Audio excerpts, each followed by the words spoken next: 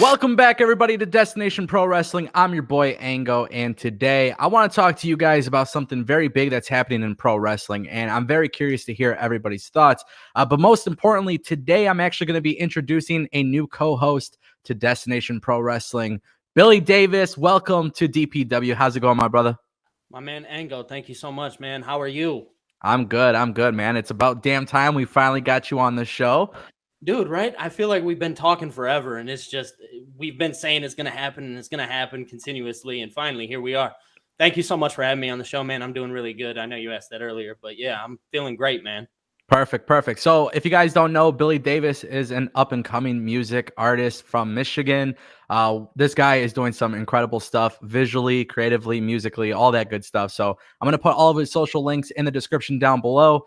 But Billy also happens to be a pro wrestling YouTuber. And Billy, I got to hit you with something very, very interesting because I think my opinion on this subject matter, it might be controversial. I think the AEW people may not like me for this. And I mean, look, I've been doing this YouTube stuff for a minute, but when I first started covering AEW, everybody was saying that I was kissing AEW's ass. And now I take some shots at AEW when they do things that are wrong, just like I do with WWE and Impact. But listen to this. I got something for you. Hit me. So NWA is doing this thing on Fight TV with Primetime Wrestling Network. Yeah. It's a joint collaboration, David Marquez and the NWA crew. And Serena Deeb, who signed to AEW recently, just made a very, very big, there was a very big situation that occurred because she just won the NWA Women's Championship. Okay. And I'm assuming you already know this, yes. Thunder Rosa was the NWA Women's Champion. Absolutely. Yep. So Thunder Rosa is no longer the champion. And the reason why is because rumors and reports suggest that WWE will be signing Thunder Rosa. Okay. Can I cut you off real fast? Go ahead. Man. And so WWE is talking about signing Thunder Rosa. First of all, AEW, I'm kind of mad at them for this.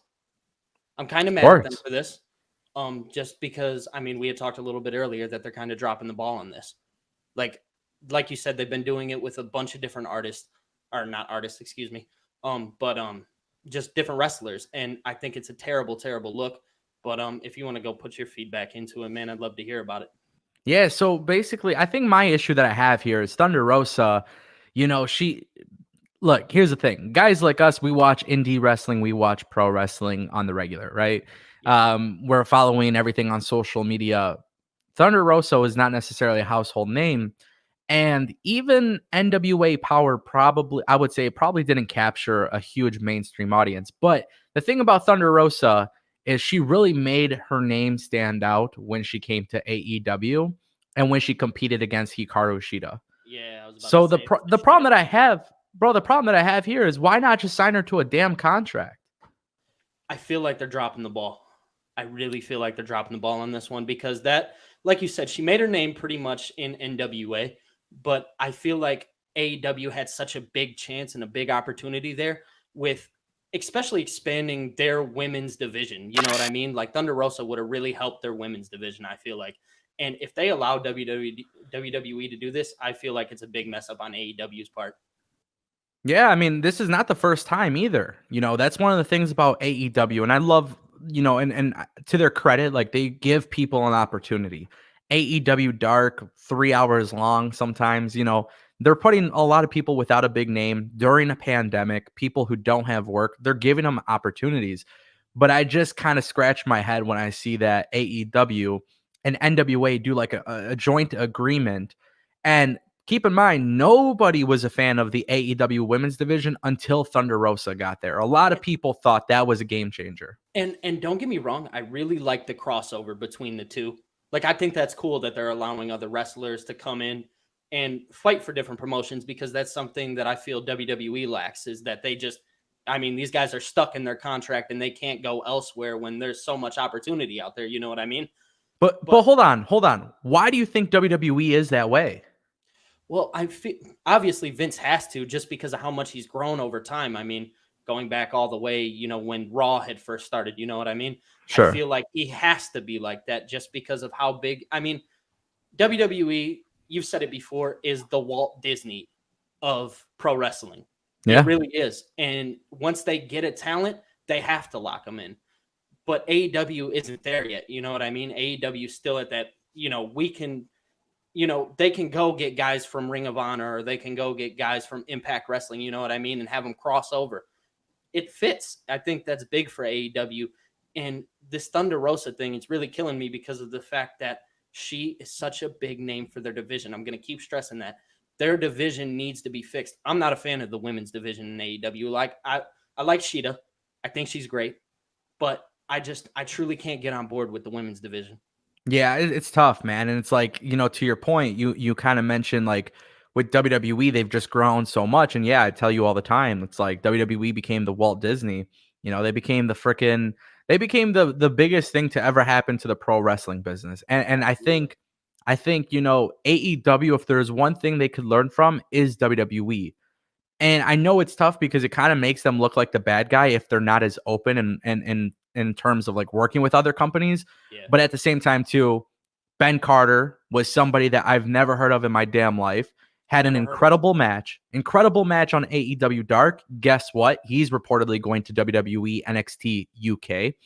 So now you have a situation like that where AEW has not only, and keep in mind, he was trending on Twitter, which I never seen that happen in my life as a wrestling fan. Yeah, he was trending on Twitter. Yeah, his match with Shotty Lee or whatever his name was, incredible. But you got to think, like, AEW is not locking down deals.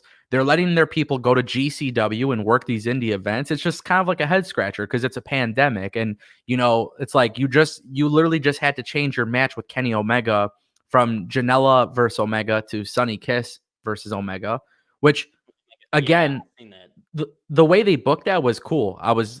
I liked it. The Kenny Omega squash match was awesome. I think Sunny Kiss did a phenomenal job with the way he, the way he handled that. But now this is my problem, though. It's like AEW does a lot of good things right creatively, but business-wise, it's like learn from WWE. Because now you have Thunder Rosa potentially going to WWE. You lost Ben Carter that was potentially going to WWE. These, in my opinion, that would be considered homegrown talent. When it comes to North American wrestling, NWA is not big enough. So these names could have been something huge for AEW because you also have to look at the fact that AEW has signed former WWE talent, And I think that right there you just hit it on the money, that they've signed former WWE talent. Okay, so you have all these guys that have already made a name, John Moxley, Brody Lee, there's a bunch of other guys, you know what I mean? So my thing about it is they're signing all these guys, but they're missing out again on people like Thunder Rosa, who really could help their company in the long run, because those are superstars that they can build up themselves, homebred type. Oh, and at this point, though, they're not going to be able to. No. And Billy, I'm going to be real with you, too. And I think a lot of people will actually hate this comment the most. If there's one takeaway that people will probably hate from this video, I don't think AEW could be trusted with homegrown talent. And that is completely fine, because I think AEW knows how, and I said this so many times on my damn channel, but I think AEW looks at failed WWE superstars and says, I know what to do with them. Yeah, dude, it's like WCW all over again. That's how 100%. 100%. This is very, very, history has a weird way of repeating itself. The only time I think AEW definitely failed with a former WWE guy, Zack Ryder, Matt Cardona, because I have no idea what the hell is going on with that. Dude, I was just about to say something about that. That's really funny, because that's another guy that I feel they dropped the ball so heavy on. Even WWE dropped the ball on him, though. That guy could have been huge. I mean, the way he rode the internet wave back in like the early 2010s, and I thought the dude was amazing. And I feel like both of those companies just completely dropped the ball on that guy. 100%. But also at the same time, too, and not to get off subject so much, but it's like, it's kind of like this whole thing with AEW. There's a lot of talk with AEW, but there's not a lot of action with AEW. And I think, when you think of that women's division, when you think of somebody like Zack Ryder, when you see some of these people that are coming to AEW, it's just like there's this little issue. There's something in my head that I just can't wrap my head around, but there's a little issue surrounding AEW. There's just certain things They don't know what they're doing and they don't know how to get out of it. So they say they're going to do certain things and they don't actually make it happen. And that's okay because they're still within like the first 2 years of being in business in general. But it's just, I think AEW needs to stop talking. And I think AEW needs to start putting this shit into action because your women's division has a lot of potential. Even after Thunder Rosa, even if she goes to WWE, she's not the end all be all. She's not going to just fix the division. No, You know what I mean? absolutely. You're absolutely right about that. She's not going to fix the division. Now, let me say real fast that like I don't feel AEW dropped the ball on everything. You know what I mean? I feel like Yeah, they have a lot of things that they can go back and repair and whatnot. for sure. This one, I will say that I don't want them to drop the ball on this one. Truthfully, this is just me coming from my own. Just because I like Thunder Rosa and I feel like WWE and NXT, they're always great, but once they go up to the main roster is where I worry the most. You know what I mean? 100%. Yeah. Now, the real question, my question to you is, where do you put Thunder Rosa when you look at WWE's brand? Where do you put her? On the main roster or That's up to you, buddy. That's what you got to answer. leave her on NXT. I feel like Triple H is doing a great job with NXT, and I feel like one day it's going to be a little bit bigger, maybe not so much bigger than WWE, but I feel like it can potentially be a third brand there, and I feel like that's where she'd belong.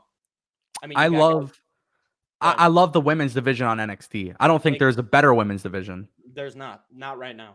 but that's actually why I disagree. I won't put her on NXT. Really? 100%. Go ahead, give me your thoughts on why not. SmackDown. I put her on SmackDown. I find a way to build her up with Sasha Banks, Bailey, and the women's division there because I think Raw's women's division is really just shitty. I think SmackDown has a very interesting women's division. Clearly, the best women's division is NXT, Yeah. but I'm also scared, just like a lot of times when outsiders come to WWE, they get lost in the shuffle. I think you could build some really cool stuff with her on the main roster on SmackDown. Yeah, see, I struggle with that thought. I'm just so stuck on NXT just because, like, especially with Ember Moon coming back, I feel like you can make a great match out of that. You know what I mean? 100%. 100%. Yeah. And you know what? Tony Storm, you could Yeah. add Tony Storm.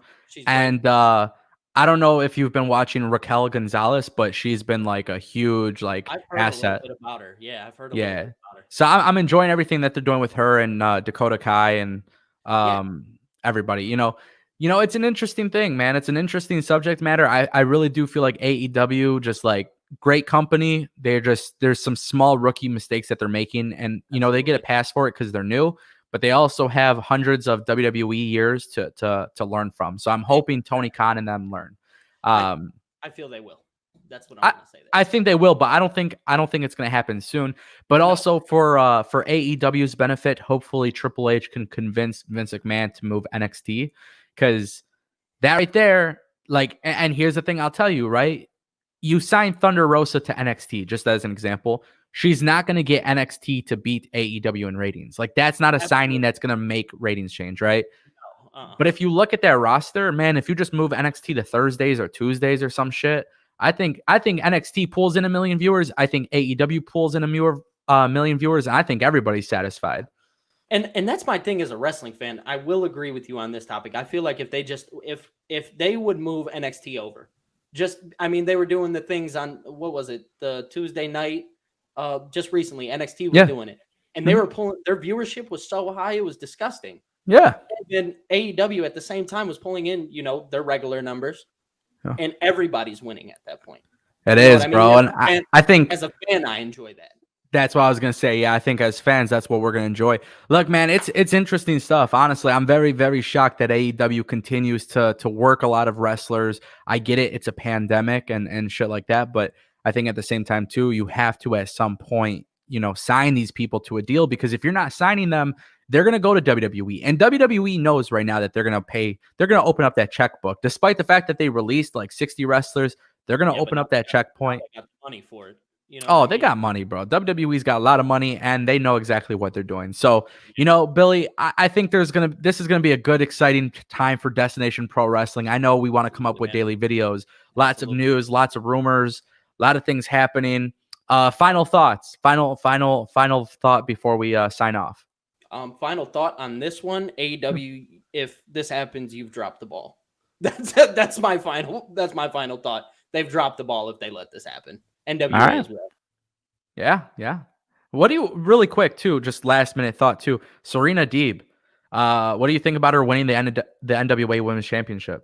Well, if something is going to happen, that was supposed to happen. She's a great wrestler. I mean, a great performer on top of that. I sometimes wonder why she's in NWA. You know what I Mhm. mean? I feel like it's good, but I feel like she could be further along in her career. But that's just me personally. If I'm AEW, and I hope this happens. If I'm AEW, Tony Khan, I'm looking at the camera, I'm talking to you.